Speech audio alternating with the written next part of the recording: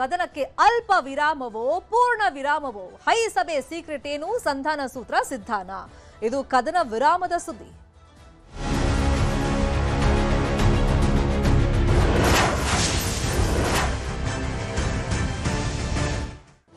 ರಾಜ್ಯ ಕಾಂಗ್ರೆಸ್ ಅಲ್ಲಿ ಕಳೆದ ಕೆಲವು ದಿನಗಳಿಂದ ನಡೀತಾ ಇದ್ದಂತ ಪವರ್ ಶೇರಿಂಗ್ ವಿಷಯದ ಗೊಂದಲಕ್ಕೆ ಬಿಕ್ಕಟ್ಟಿಗೆ ಜೋಡೆತ್ತು ತೆರೆಯನ್ನ ಎಳೆದ್ರ.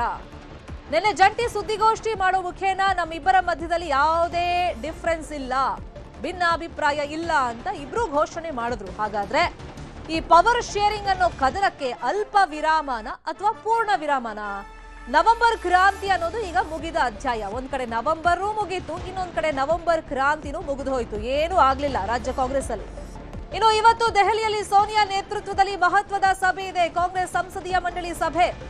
ರಾಜ್ಯ ಕಾಂಗ್ರೆಸ್ ಬೆಳವಣಿಗೆ ಬಗ್ಗೆ ಸಭೆಯಲ್ಲಿ ಸಮಾಲೋಚನೆ ಮಾಡಲಾಗುತ್ತೆ. ಸೋನಿಯಾ ಮುಂದೆ ಖರ್ಗೆ ವಿಷಯವನ್ನ ಪ್ರಸ್ತಾಪ ಮಾಡಿ ಕುರ್ಚಿ ಕಿತ್ತಾಟಕ್ಕೆ ಶಾಶ್ವತವಾಗಿ ತೆರೆ ಎಳೆಯುವಂತ ಸಾಧ್ಯತೆಗಳಿದೆ. ಖರ್ಗೆ ರಾಹುಲ್ ಪ್ರತ್ಯೇಕ ಚರ್ಚೆ ಮಾಡುವಂತ ಸಾಧ್ಯತೆನೂ ಇದೆ.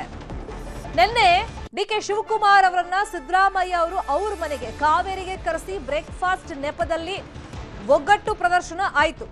ಇನ್ನು ಡಿಸೆಂಬರ್ 2ನೇ ತಾರೀಕು ಡಿಕೆಶಿ ಮನೆಯಲ್ಲಿ ಬ್ರೇಕ್ಫಾಸ್ಟ್ ಸಭೆ ನಿಗದಿಯಾಗಿದೆ. ಸಿಎಂಗೆ ಆಹ್ವಾನವನ್ನ ಕೊಟ್ಟಿದ್ದಾರೆ, ನಮ್ಮನೆಗೂ ನೀವು ತಿಂಡಿ ತಿನ್ನಕ್ ಬರಬೇಕು ಅಂತ ಹೇಳಿ. ಡಿಸೆಂಬರ್ ಮೊದಲ ವಾರದಲ್ಲಿ ದೆಹಲಿಗೆ ಹೋಗ್ತಾರಾ ಅನ್ನೋದು ನೋಡ್ಬೇಕಾಗತ್ತೆ. ನಿನ್ನೆ ಯಥಾ ಪ್ರಕಾರ ಮುಂದುವರಿತೀವಿ ನಾವು. ನಮ್ಮ ಉದ್ದೇಶ ಗುರಿ ಇರೋದು 2028ರ ಚುನಾವಣೆ. ಇನ್ನು ಬೆಳಗಾವಿಯಲ್ಲಿ ನಡೆಯುವಂತಹ ಚಳಿಗಾಲದ ಅಧಿವೇಶನದಲ್ಲಿ ಯಾವ ತರ ಹೋರಾಟವನ್ನ ನಾವು ಮಾಡಬೇಕು, ಒಗ್ಗಟ್ಟಿನ ಪ್ರದರ್ಶನ ಮಾಡಬೇಕು ಅನ್ನೋ ಕುರಿತಂತೆ ಸಮಾಲೋಚನೆ ಮಾಡಿದ್ದೀವಿ ಅಂತ ಹೇಳಿದ್ದಾರೆ.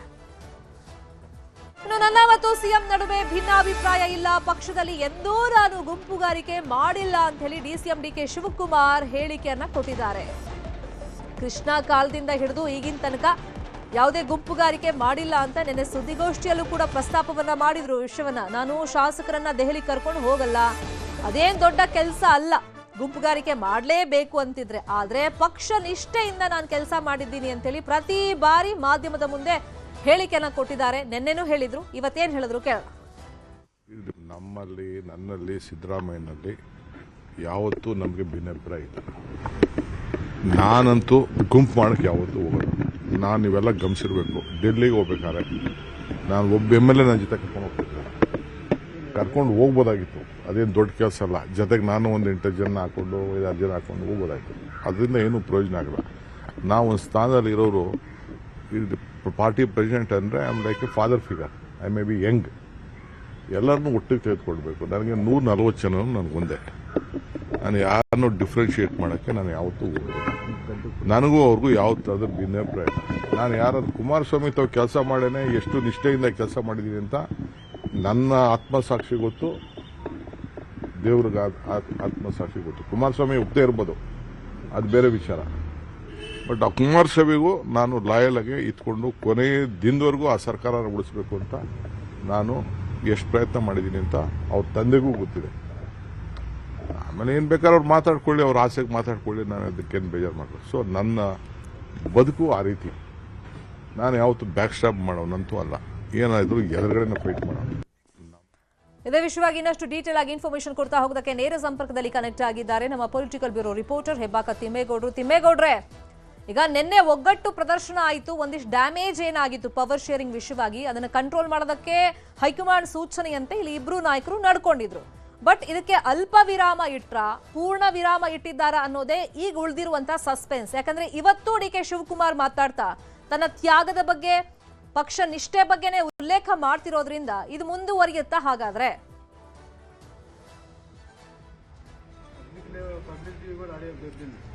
ಮುಂದುವರಿಯಬಹುದು ಶರ್ಮಿತಾ. ಯಾಕಂತ ಹೇಳಿದ್ರೆ ಡಿ.ಕೆ. ಶಿವಕುಮಾರ್ ಅವರ ಬಹು ವರ್ಷಗಳ ಕನಸು ಹೇಗಾದ್ರೂ ಮಾಡಿ ಸಿಎಂ ಆಗಲೇಬೇಕು ಅನ್ನುವಂಥದ್ದು.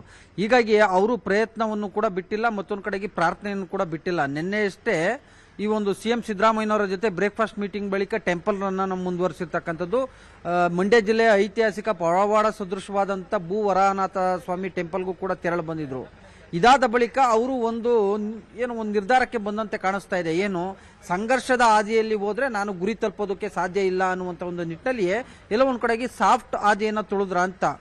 ಯಾಕಂತ ಹೇಳಿದ್ರೆ ಇವತ್ತು ನೋಡಿ, ಮಾತಿನುದ್ದಕ್ಕೂ ಕೂಡ ಅವರು ಒಂದ್ ರೀತಿ ಸಾಫ್ಟ್ ಆಗಿ ಪ್ರತಿಕ್ರಿಯೆಯನ್ನು ಕೊಟ್ಟಿರ್ತಕ್ಕಂಥದ್ದು. ಅಂದ್ರೆ ತಮ್ಮನ್ನ ಟೀಕಿಸಿದಂತ ಮತ್ತೊಂದು ಕಡೆಗೆ ತಮ್ಮ ಬೆನ್ನಿಗೆ ನಿಂತಿರ್ತಕ್ಕಂಥ ಸ್ವಾಮೀಜಿಯವರ ನಡೆಯನ್ನು ಕೂಡ ಪ್ರಶ್ನೆ ಮಾಡಿರ್ತಕ್ಕಂಥ ಮಾಜಿ ಮುಖ್ಯಮಂತ್ರಿ ಹಾಗೂ ಕೇಂದ್ರ ಸಚಿವ ಕುಮಾರಸ್ವಾಮಿ ಅವ್ರ ಬಗ್ಗೆನೂ ಕೂಡ ಎಲ್ಲ ಒಂದು ಕಡೆಗೆ ಅವರು ಭಾವನಾತ್ಮಕವಾಗಿ ಒಂದು ಅಸ್ತ್ರ ಪ್ರಯೋಗವನ್ನು ಕೂಡ ಮಾಡಿದ್ದು. ನಾನು ಕುಮಾರಸ್ವಾಮಿಯವ್ರಿಗಾಗ್ಲಿ ಬೇರೆಯವ್ರಿಗಾಗ್ಲಿ ಬ್ಯಾಕ್ ಸ್ಟಾಪ್ ಮಾಡೋನಲ್ಲ, ಕುಮಾರಸ್ವಾಮಿಯವ್ರಿಗೆ ಎಷ್ಟು ಲಾಯಲ್ ಆಗಿದ್ದೆ ಅನ್ನೋದು ನನ್ನ ಆತ್ಮಸಾಕ್ಷಿ ಗೊತ್ತು, ದೇವ್ರಿಗೆ ಗೊತ್ತು. ಆದರೆ ಇವತ್ತು ಕುಮಾರಸ್ವಾಮಿಯವರು ಏನೇನೋ ಮಾತನಾಡ್ಬೋದು ಅನ್ನುವಂಥ ಮಾತನ್ನು ಕೂಡ ಹೇಳಿರ್ತಕ್ಕಂಥದ್ದು. ಬದಲಾಗಿ ಏನು ಕುಮಾರಸ್ವಾಮಿಯವ್ರಿಗೆ ಗೊತ್ತಿಲ್ವಾ ಮಠ ಎರಡನೇ ಮಠ ಯಾಕಾಯ್ತು ಅಂತ ಹೇಳಿ. ನಾನು ಕುಮಾರಸ್ವಾಮಿಯವ್ರಿಗೆ ಬೆನ್ನೆಲುಬಾಗಿ ನಿಂತಿದ್ದೆ. ಮತ್ತೊಂದು ಕಡೆಗೆ ಈ ಒಂದು ವಿಚಾರ ದೇವೇಗೌಡರಿಗೂ ಕೂಡ ಗೊತ್ತು ಅನ್ನುವಂಥ ಮಾತನ್ನ ಹೇಳಿರ್ತಕ್ಕಂಥದ್ದು. ಅಷ್ಟೇ ಅಲ್ಲ, ಸಿದ್ದರಾಮಯ್ಯನವ್ರಿಗೂ ಮತ್ತು ನನಗೂ ಯಾವುದೇ ರೀತಿಯಾದಂಥ ಭಿನ್ನಾಭಿಪ್ರಾಯ ಇಲ್ಲ. ನಾನೊಬ್ಬ ಪಕ್ಷದ ಅಧ್ಯಕ್ಷ, ಎಲ್ಲರನ್ನೂ ಕೂಡ ಒಟ್ಟಿಗೆ ತೆಗೆದುಕೊಂಡು ಹೋಗಬೇಕಾಗುತ್ತೆ. ನಾನೊಂದು ರೀತಿ ಫಾದರ್ ಇದ್ದಂಗೆ ಪಕ್ಷದಲ್ಲಿ ಎನ್ನುವಂಥ ಮಾತನ್ನ ಹೇಳಿರ್ತಕ್ಕಂಥದ್ದು. ಸೊ ಹೀಗಾಗಿ ಇವತ್ತಿನ ಡಿ.ಕೆ. ಶಿವಕುಮಾರ್ ಅವರ ಈ ಒಂದು ಹೇಳಿಕೆಯನ್ನ ಗಮನಿಸೋದಾದ್ರೆ ಎಲ್ಲ ಒಂದು ಕಡೆಗೆ ಸಂಘರ್ಷದ ಹಾದಿಯಲ್ಲಿ ಹೋದ್ರೆ ನಾನು ಗುರಿ ತಲುಪೋದು. ತಿಮ್ಮೇಗೌಡ್ರೆ, ಈಗ ವಾಟ್ ನೆಕ್ಸ್ಟ್ ಅನ್ನೋ ಪ್ರಶ್ನೆನೂ ಉದ್ಭವ ಆಗುತ್ತೆ. ಯಾಕಂದ್ರೆ ಪೀಕ್ ಲೆವೆಲ್ ಅಲ್ಲಿ ಚರ್ಚೆ ಆಗ್ತಿತ್ತು ಪವರ್ ಶೇರಿಂಗ್ ವಿಷಯವಾಗಿ. ನಿನ್ನೆ ಅಲ್ಪ ವಿರಾಮ ಇಟ್ಟಂಗೆ ಕಾಣಿಸ್ತಾ ಇದೆ. ಹಾಗಾದ್ರೆ ವಾಟ್ ನೆಕ್ಸ್ಟ್? ಈಗ ಡಿ.ಕೆ. ಶಿವಕುಮಾರ್ ಮನೆಗೆ ಸಿಎಂ ರನ್ನ ಟಿಫಿನ್ಗೆ ಅಂತ ಕರೆದಿದ್ದಾರೆ, ಬ್ರೇಕ್ಫಾಸ್ಟ್ ನೆಪದಲ್ಲಿ. ಅಲ್ಲಿ ಯಾವ ತರ ಚರ್ಚೆ ಆಗುತ್ತೆ? ಡಿಸೆಂಬರ್ ಮೊದಲ ವಾರದಲ್ಲಿ ಇಬ್ರು ದೆಹಲಿಗೆ ಏನಾದ್ರೂ ಹೋಗ್ತಾರಾ?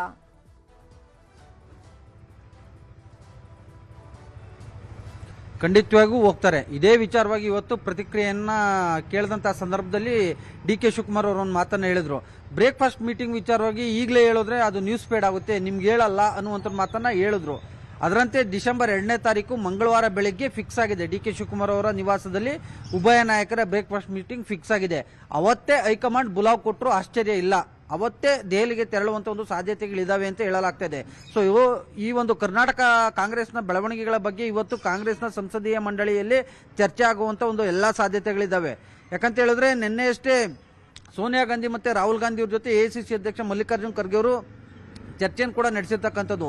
ಇವತ್ತು ಕಾಂಗ್ರೆಸ್ ಸಂಸದೀಯ ಮಂಡಳಿಯಲ್ಲಿ ಏನಾದರೂ ಕರ್ನಾಟಕ ಕಾಂಗ್ರೆಸ್ ನಾಯಕತ್ವವನ್ನು ಬದಲಾವಣೆ ಮಾಡಬೇಕು ಅನ್ನುವಂಥ ನಿಟ್ಟಿನಲ್ಲಿ ನಿರ್ಧಾರವನ್ನ ಮಾಡಿದ್ರೆ, ಅಂಥದ್ದೊಂದು ಚರ್ಚೆಗೆ ಬಂದ್ರೆ ಇವತ್ತಿನ ಒಂದು ಸಂಸದೀಯ ಮಂಡಳಿಯ ನಿರ್ಧಾರದ ಆಧಾರದ ಮೇಲೆ ಮಂಗಳವಾರ ಅಥವಾ ಬುಧವಾರ ಉಭಯ ನಾಯಕರಿಗೆ ಹೈಕಮಾಂಡ್ ಬುಲಾವ್ ಕೊಡುವಂಥ ಒಂದು ಸಾಧ್ಯತೆಗಳಿದಾವೆ ಅಂತ ಹೇಳಲಾಗ್ತಾ ಇರುವಂಥದ್ದು.